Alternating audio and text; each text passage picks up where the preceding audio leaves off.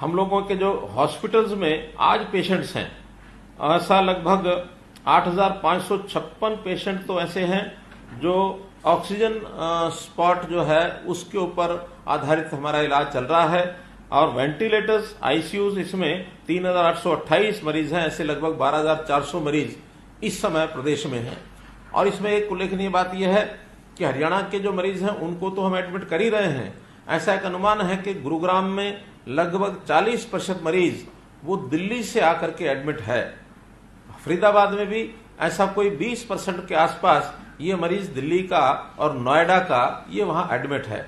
और GT road Sonipat से लेकर और अंबाला तक यहां भी कहीं 10%, कहीं 15%, कहीं 20% अलग अलग शहरों में ये पेशेंट भी बाहर प्रांतों के आकर के एडमिट हैं। अब चूंकि मरीज तो मरीज ही है, इसलिए हम हरियाणा के प्रांतों का इलाज यानी मरीजों का करेंगे ही, लेकिन अगर कोई मरीज दूसरा भी आता है तो हमारे अस्पतालों में किसी ने उसको मना अभी तक नहीं किया है। हम अपने शेष लगभग 90,000 ऐसे कोविड पेशेंट्स हैं जो होम आइसोलेशन में हैं या कोविड के जो सेंटर्स हैं उन सेंटर्स में, और वो अपना इलाज करवा रहे हैं। कोई घर में रह के कर रहा है, कोई वहां करवा रहे हैं। तो ऐसे डिस्ट्रिक्ट कोविड सेंटर्स जो संख्या में लगभग 500 से ऊपर हैं, ऐसे डिस्ट्रिक्ट कोविड सेंटर्स में भी इन मरीजों को और देखभाल की जा रही है। अभी हमने कुछ अस्पतालों में बेड्स को बढ़ाने की भी व्यवस्था की है। पीजीआई में जो अभी बेड्स 200 बेड्स को बढ़ाने की बात ये हमने 2 दिन पहले की है, उसके लिए ऑक्सीजन का कोटा भी बढ़ा दिया गया है। और इसी प्रकार पंचकुला में, साथ में करनाल में, जो हमारा नल्लड़ का मेडिकल कॉलेज है इसमें, एसजीटी मेडिकल कॉलेज गुड़गांव में, और जो एक नया मेडिकल कॉलेज फरीदाबाद में खुला है अटल बिहारी वाजपेयी मेडिकल कॉलेज, उसमें 100 बेड्स, इस प्रकार से लगभग 700 बेड्स की व्यवस्था ये 2 दिन पहले ही हमने की है। और उसका जो ऑक्सीजन का कोटा है वो हमने रिलीज कर दिया है। अभी भी लगभग पीजीआई में भी 800 बेड और गुंजाइश है, फरीदाबाद में भी इसकी गुंजाइश बनी है। सभी मेडिकल कॉलेजेस का अगर मिला लें तो 1000 बेड्स नए ये बनने की हमारी स्थिति में है।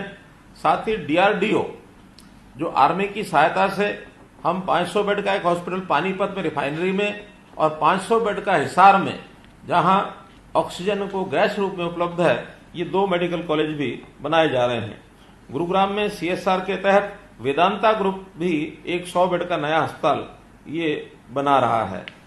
मैनकाइंड फार्मा के 70 बेड का एक अस्पताल भी तैयार किया गया है, उसका भी आज या कल में उसका उद्घाटन कर दिया जाएगा।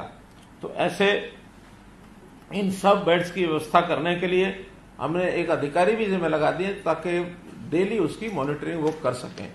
ऑक्सीजन की जहां तक सप्लाई है, चंडीगढ़ में हमने कंट्रोल रूम बनाया है, और उस कंट्रोल रूम में हमारी जो ऑक्सीजन की व्यवस्था है, क्योंकि ये अपने आप में बड़ा चैलेंज है। पहला चैलेंज इसके अंदर ये था कि ऑक्सीजन हमको उपलब्ध हो, उसका कोटा कैसे बढ़े।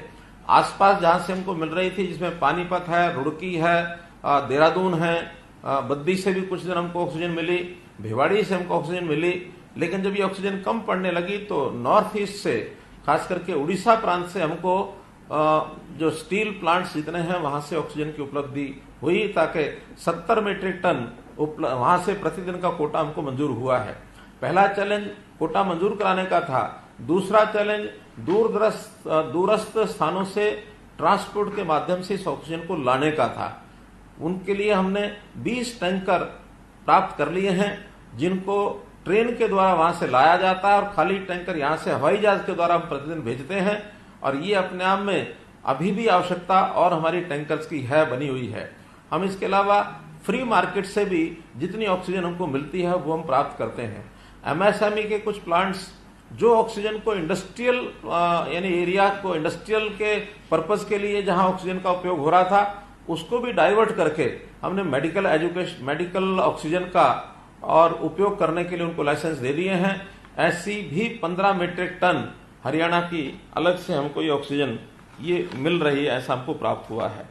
जो पीएसए तकनीक के ऊपर आधारित ऑक्सीजन प्रोड्यूसिंग प्लांट भले ही छोटे होते हैं, जिसमें एक पीएसए प्लांट में 0.37 मीट्रिक टन ही ऑक्सीजन हमको मिलती है, वो भी 6 ऑक्सीजन के ऐसे मिनी प्लांट्स ये हमको मिल गए हैं, जिसमें से 4 ये चालू हो चुके हैं। एक आध दिन में 2 और भी चालू हो जाएंगे।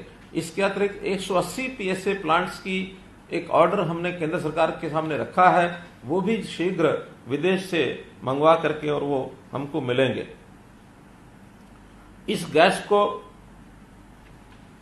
यानी ट्रांसपोर्टेशन के माध्यम से लाने के बाद अगला जो चैलेंज होता है उसका जो डिस्ट्रीब्यूशन है जिले में और जिले के बाद हॉस्पिटल्स में, और इसके लिए जो अलग अलग सप्लायर हैं उन्होंने उसको सिलेंडर्स में भरने के ये व्यवस्था की हुई है। ऐसी 13 जिलों में 22 पॉइंट्स ऐसे हैं जहां से इसको सिलेंडर में भरा जा सकता है, और सिलेंडर भर करके फिर दूर दराज जो भी हॉस्पिटल है उनमें पहुंचाया जाता है। हर हॉस्पिटल की अलग अलग संख्या के हिसाब से उनका कोटा निर्धारित किया है। जब भी अचानक किसी हॉस्पिटल में संख्या बढ़ती है तो उसका कोटा भी बदलना पड़ता है, और ये लगातार दिन रात 24 घंटे हमारा जो मॉनिटरिंग सेल है, यहाँ पर एक हमने बनाया हुआ है, हमारा एक मॉनिटरिंग सेल पंचकुला में ही, उसमें भी हमने 3 बड़े अधिकारियों को ये जिम्मे लगाया है। इस कंट्रोल रूम को सारा संचालन करते हैं, और कहीं भी गैस इसकी शॉर्टेज ना हो जाए। हर जिले में डीसीज को हमने कहा है कि इमरजेंसी कोटा ज्यादा नहीं तो एक 10-20 सिलेंडर भर करके अपने कब्जे में उनको रखने चाहिए, और ऐसा 2-3 जगह हमको अचानक जब बहुत समस्या आई तो उसका उपयोग भी उन्होंने किया। तो इस प्रकार से सारा जो इंफ्रास्ट्रक्चर है उन्होंने इसको तैयार करके दिया है, और कहीं भी कोई कठिनाई ना आए इसके लिए हम काम कर रहे हैं। और साथ ही एक तैयारी हमें रेमडेसिविर इंजेक्शन और टोसिली इंजेक्शन, इसका भी एक चैलेंज है। हमें 20,000 रेमडेसिविर इंजेक्शन इसकी मांग केंद्र से की है, लेकिन अभी तक 12,700 रेमडेसिविर इंजेक्शन ही हमको मिले हैं।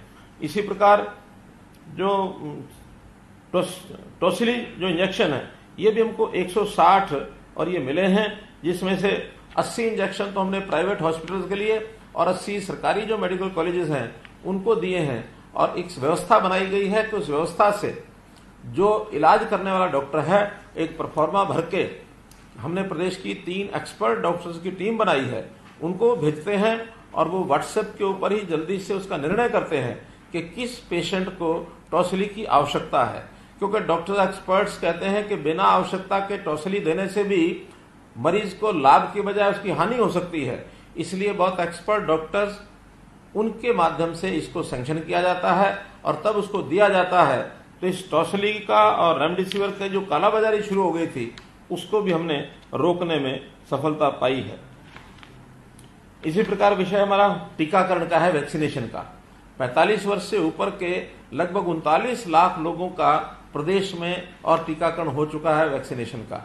अब 18 से 45 वर्ष के जो लोग हैं इनका जो 1 मई से शुरू किया गया वैक्सीनेशन, इसके लिए 3 लाख डोज हमको मिली हैं, और ये 3 लाख में से लगभग 1.25 लाख लग चुकी हैं। अगले 2 दिन में 3 दिन में जैसे ही नेक्स्ट हमारे पास एक खेप और आएगी इंजेक्शन की तो उसको भी हम चालू करेंगे। इसके लिए बाकायदा रजिस्ट्रेशन कराया जाता है, उनको सेंटर्स अलॉट किए जाते हैं, जिस सेंटर पर उसकी बारी आती है वहां जाकर के वो इंजेक्शन जो है वो लगवाता है। एक बात निर्णय हमने किया है कि 18 से 45 का जो टॉसिली इंजेक्शन है, पहले तो 45 से ऊपर के सभी सरकार को फ्री मिलते थे केंद्र सरकार की ओर से, लेकिन ये प्रदेश सरकारों को खरीदना पड़ता है 400 रुपये और 600 रुपये प्रति इंजेक्शन के हिसाब से।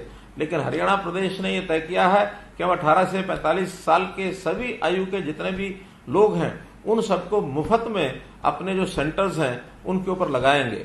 प्राइवेट हॉस्पिटल्स अपनी ओर से 50% कोटा उनका तय किया गया है, वो जाकर के और खरीद के लाते हैं, वो पैसे से ही लगाते हैं। कुछ संस्थाएं भी इसमें लगाना चाह रही हैं, उनको भी CSR के माध्यम से वो इंजेक्शन ला करके और वो संस्थाएं वो लगा सकती हैं।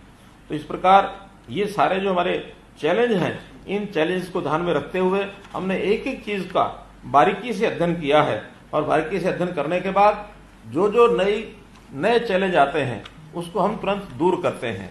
अब इसमें एक प्रश्न पैदा होता है कि समाज में बहुत तरह के लोग हैं, साधन संपन्न हैं, वो अपना इलाज खुद करा सकते हैं, लेकिन जो लोग गरीब हैं, अफोर्ड नहीं कर सकते हैं, उसकी भी व्यवस्थाएं सरकार ने बहुत सी व्यवस्थाएं पहले बनाई हुई हैं। कुछ लोगों ने अपने पेंशन, अपनी इंश्योरेंस कराई हुई है, इंश्योरेंस के पैकेज लिए हुए हैं, वो लोग तो इंश्योरेंस के माध्यम से करते हैं।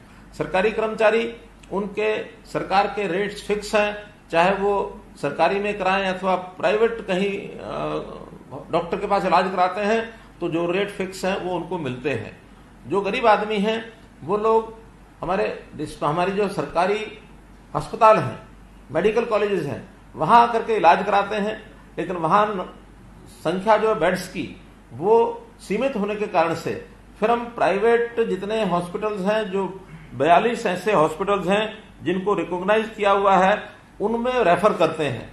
रेफर किए हुए ऐसे सब पेशेंट्स का जो खर्च है उसके रेट्स आयुष्मान भारत, ये रेट्स अलग से तय किए हुए हैं। अस्पतालों को वो रेट्स गवर्नमेंट की ओर से दिए जाते हैं। लेकिन एक वर्ग ऐसा भी है जो शायद अस्पताल तक नहीं पहुंच सकता है, सीधे प्राइवेट हॉस्पिटल में जाता है। तो ऐसा सीधा प्राइवेट हॉस्पिटल जाने के बाद उसको उसकी कई बार जानकारी नहीं होती, कई बार समय का अभाव होता है, कई बार उसकी मजबूरी होती है, तो वो लोग वहां हॉस्पिटल में जाते हैं, मनमाने रेट उनको प्राइवेट हॉस्पिटल चार्ज करते हैं। इसके लिए भी सरकार ने और रेट ये घोषित किए हैं।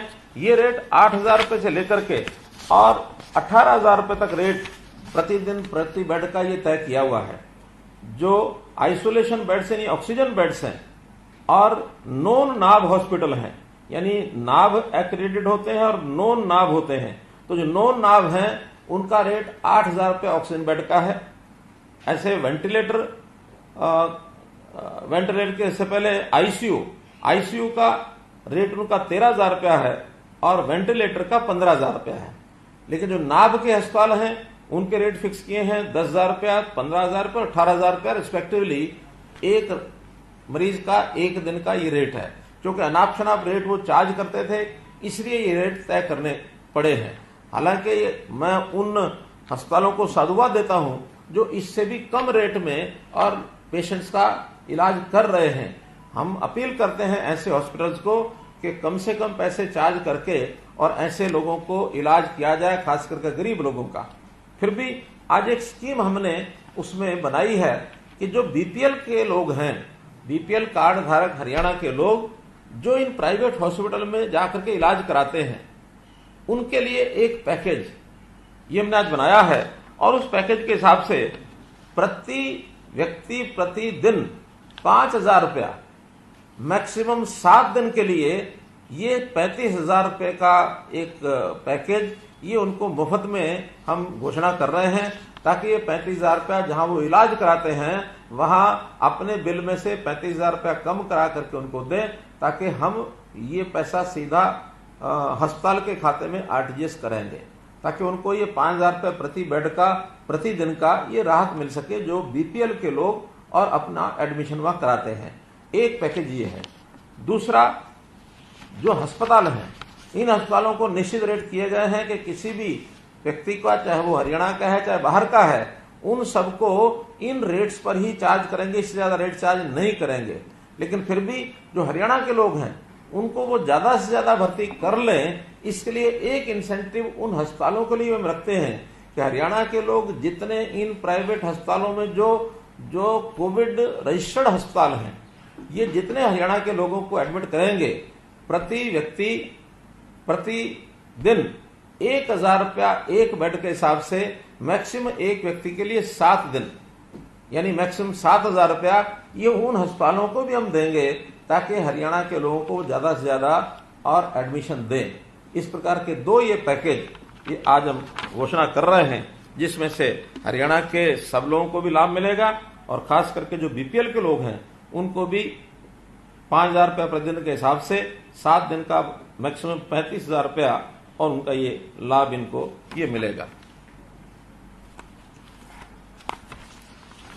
कुछ लोग ऐसे हैं जो कोविड पॉजिटिव आने के बाद या तो हॉस्पिटल में एडमिशन नहीं मिलता, या उनको बताया जाता है कि वो होम आइसोलेशन में रहें और घर पर ही अपना इलाज करें, या जो कोविड सेंटर्स में हैं जिनका एडमिशन नहीं हो पाता है, ऐसे लोग घर पर रह करके जब इलाज करेंगे, उनका भी कोई दवाई का खर्च है, कहीं एक आध कंसल्टेशन डॉक्टर से उनको करनी पड़ती है, या कुछ छोटे ऑपरेटर्स खरीदने पड़ते हैं, किसी का ऑक्सीमीटर है, किसी का थर्मोमीटर है। तो ऐसा वो खर्चा 2000 से लेके और 8000 तक कहीं भी आंका जा सकता है। कोई पेशेंट 2000 रुपये भी खर्च कर सकता है, कोई पेशेंट 8000 रुपये भी खर्च आता है। तो उसका भी ऑन एवरेज ऐसा पेशेंट कोविड पॉजिटिव आने के बाद घर में रहकर इलाज करेगा उसको, और वो बीपीएल का होगा, तो उसको भी 5000 रुपये की लमसम सहायता ये उस पेशेंट को भी दी जाएगी जो पॉजिटिव आता है, जिसका पॉजिटिव में रजिस्ट्रेशन है। उसको केवल अपना बीपीएल का कार्ड दिखाना है और 5000 रुपये की सहायता उसके खाते में और ये सीधी भेजी जाएगी।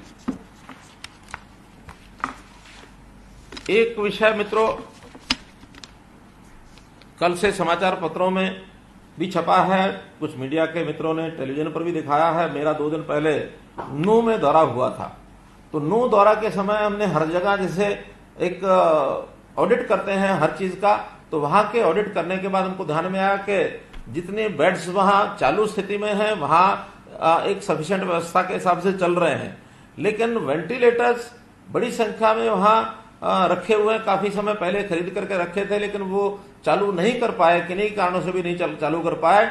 80 वेंटिलेटर वहां रखे थे, जिसमें से 34 ही चालू हैं, बाकी 46 वेंटिलेटर अभी नहीं चल रहे हैं वहां। तो हमने तुरंत प्रभाव से ये कहा कि आप इन 34 को 50 करिए।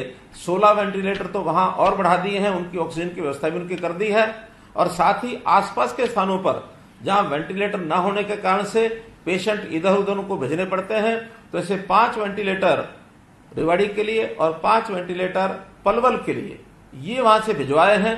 अब क्योंकि वहां व्यवस्था में वो अतिरिक्त वेंटिलेटर थे, कहीं किसी का उपयोग हो रहे थे और इसलिए वहां से भेजे गए, ऐसा नहीं है, बल्कि वहां तो 34 से 50 की व्यवस्था कर दी गई है। कुछ वहां के वेस्ट इंटरेस्ट कह लीजिए, राजनीति करने वाले लोग कह लीजिए, जिन्होंने इस बात का शोर मचाया कि आखिर यहां से वेंटिलेटर क्यों निकाल कर ले जाए जा रहे हैं। जो चीज बंद डब्बे में पड़ी है, सालों से पड़ी है, जंग लगेगा उसको, उसकी बजाय आज के समय तो ऐसा एक भाव जागना चाहिए कि जो चीज काम मेरे नहीं आ रही हो दूसरे किसी के काम आए, तुरंत देना चाहिए। बल्कि एक उदाहरण तो मेरे पास ऐसा आया, जो 80 साल का वृद्ध जो हॉस्पिटल में एडमिट था, वहां अचानक एक 40 साल का व्यक्ति, उसकी पत्नी वहां गई कि मेरे पति को ये आवश्यकता है, बेड मुझे मिल नहीं रहा है, थोड़ा गुहार लगाई डॉक्टर को, इसको उसको, तो उस 80 साल के वृद्ध को जानकारी मिली। उसने तुरंत कहा कि मेरी बजाय इस 40 साल के नौजवान को बेड की आवश्यकता ज्यादा है, मैं तो अपना इलाज घर में जाके कर लूंगा, और वो बेड छोड़ करके घर चला गया। उस 40 साल के व्यक्ति को वो बेड दिलवाया। हमारा कहना सेवा भाव में पता नहीं क्या कुछ करना पड़ता है। तो इस सेवा भाव की बजाय हम अपना इतना छोटा स्वार्थ लेकर चलें कि मेरे यहां से, और ये यानी वेंटिलेटर कैसे चले गए। पहली बात तो सरकार की संपत्ति है, वो यहां जाएगी कि वहां जाएगी, वो निर्णय सरकारी होगा। दूसरा, उसका उपयोग वहां कोई नहीं हो रहा, वो पता नहीं कब उपयोग होगा कब नहीं होगा। वहां भी 34 से हमने 50 कर दिए। तो इस प्रकार की जो छोटी हरकतें करने के जो लोग आदी हैं, उनको मैं एक राय देना चाहता हूं कि भलाई उसी में है, सेवा भाव उसी में है कि हमारे काम जो चीज आ रही है वो तो ठीक है, लेकिन जो दूसरे व्यक्ति के काम आ जाए वो उससे अच्छा होगा। इसलिए हम लोग गरीब से गरीब व्यक्ति की सेवा करने के लिए, मेरे लिए ना कोई आम है ना खास है, सब बराबर हैं, सबका सेवा हो। तो इस प्रकार से हम इसको आगे बढ़ा रहे हैं, इस पर भी हमें ध्यान देना अति आवश्यक है। मित्रों, मैं अंत में यही कहना चाहूंगा कि ये जो ऐसा विषय आया है, इस विषय के समय हमें सबको मिल करके, चाहे वो सरकार हो, चाहे मीडिया हो, चाहे पक्ष हो विपक्ष हो, जनता हो, या जो लोग पीड़ित हैं उनके परिवार विशेष तौर पर हो, सब लोग मिलकर के यदि इस महामारी का मुकाबला करेंगे तो इस महामारी से हम लड़ पाएंगे, इसको महामारी को हरा पाएंगे, हम स्वयं जीत पाएंगे। ये भाव अपने को मन में रखना है। तो इसके लिए जितने काम एक एक करके हम कर रहे हैं, चाहे ऑक्सीजन की व्यवस्था है, बेड्स की व्यवस्था है, समाज के लोगों के ऊपर खर्चा ना पड़े इसकी व्यवस्था है, ये सब हम कर रहे हैं। एक महत्वपूर्ण काम और है जिसको हमको सबको मिल करके करना है, और विशेष तौर पर विपक्ष के लोगों को मैं विशेष आग्रह करूंगा, वो है इस बीमारी का जो डर बैठाने का काम कर रहे हैं वो कोई भी ना बैठाए। अगर डर बैठाने का काम ने कर दिया तो इस बीमारी से पार पाना बहुत कठिन होगा। हम सब पॉजिटिव बातें आगे लाएं। बीमारी खतरनाक बहुत है, कोई मालूम नहीं ये कब रुकेगी, कहां तक जाएगी। पहली वेव, दूसरी वेव, बहुत लोग तरह तरह की चर्चा करते हैं, कहीं तीसरी वेव ना आ जाए, कहीं चौथी वेव ना आ जाए। मेरा कहना डरने के बजाय